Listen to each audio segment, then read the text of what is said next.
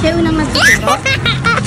Halo mga mamis, papunta na nga sana kami sa school nila Kyle para ihatid siya, pero nagyaya pa nga dito sa gotohan. Medyo masama nga yung pakiramdam ni Kyle pero ayaw niya talagang umabsent. Kaya naman pinadala nga sa kanya ng daddy niya yung cellphone niya para kung sakaling ngang hindi niya na nga kaya, mapupuntahan nga namin siya. Napakalambing nga dito, ayaw na nga talaga namin papasukin. Pero makulit lang talaga tong si Kyle kaya naman hahayaan nga namin. Palabok, arroz caldo at goto nga lang yung in-order namin dito. Pagkatapos ngang kumain, ito na nga at papunta na nga kami sa school nila Kyle. Sunod-sunod din kasi talaga yung mga practice nila Kyle sa school nila. Maaga nga papasok sa school tapos mga alas 5 na nga ng hapon makakauwi yan. Yung daddy na nga lang sana niya yung maghahatid pero sinasama nga talaga ako ni Kyle. Medyo late na nga din kasi talaga siya dito. Tignan nyo naman, si Kyle na nga lang talaga yung estudyante dito sa labas na papasok sa room. Pagdating nga namin dito sa room nila, naabutan nga namin yung teacher niya na nagle-lesson. Dapat nga daw hindi ko na pinapasok si Kyle pero ang sabi ko nga ay ayaw ngang umabsent si Kyle at kaya naman daw niya. Magme-message naman sa akin si Kyle kapag hindi na talaga niya kaya. Kaya naman ito, binigay ko na nga kaagad kay Kyle yung bag niya. Istorbo na nga lang talaga namin yung teacher niya sa pagtuturo, Diyos ko po. Tapos umuwi na nga din talaga kami kaagad ng daddy niya dahil marami pa nga kaming gagawin sa bahay. Inuwi ko na nga lang yung gulaman ni Kyle dahil sayang nga kung iiwan ko pa. Paano ba naman kasi hindi na nga rin talaga maiinom ni Kyle yun? Nung kinatanghalian naman, pinuntahan na nga namin kaagad si Kyle. Sabi ko naman sa inyo, mas lalakas pa nga yan at mas gagaling kapag nandito sa school. Hindi na nga daw masama yung pakiramdam niya. Ito nga yung food niya at favorite niya talaga to at dinalan ko nga din talaga siya ng soup. Hirap din kasi talagang mag-isip ng uulamin. Kaya naman gabi pa nga lang talaga tinatanong na namin si Kyle kung anong gusto niyang ulam. Ikan din kasi talaga si Kyle kapag ayaw niya yung ulam ay hindi talaga kakain yan. Kaya naman mas okay nga sa amin na tinatanong namin siya para sigurado ngang magugustuhan niya yung ulam. Tignan nyo naman, ang lakas nga talagang kumain dito dahil nagutom nga daw talaga siya. Di rin kasi talaga masyadong mahilig si Kyle sa may mga sabaw na ulam. Madalang lang talaga. Katapos na nga niyang kumain, sinamahan na nga siya ng daddy niyang mag-toothbrush at maghilamos. Polbuhan ko na nga si Kyle at napalitan na nga din ng t-shirt. Maraming ang estudyante dito na galing sa ibang school. Talaga namang kanina pa nga talaga nila hinahunting daw si Kyle at ngayon nga lang nila nalaman yung room. Dahil nakita nga daw nila ako at sinundan ako. Kaya naman ito, nagpa-picture nga sila kaagad kay Kyle.